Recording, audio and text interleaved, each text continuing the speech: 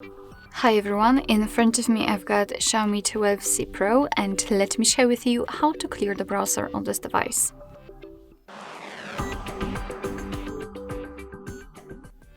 So first of all we have to open the browser, and in my case it will be Google Chrome, and then simply tap on the three dots icon in the right upper corner and enter the history.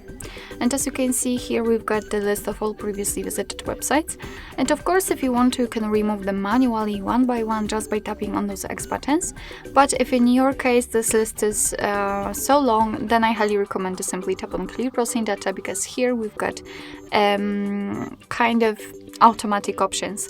In the basics we've got the browsing history, cookies and site data, and cached images and files, and in advanced saved passwords, autofill from data and site settings.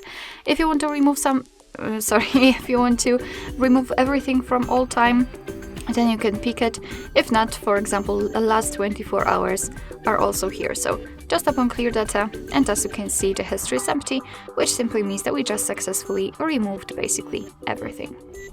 Alright, so basically that would be all. Thank you so much for watching. I hope that this video was helpful, and if it was, please hit the subscribe button and leave the thumbs up.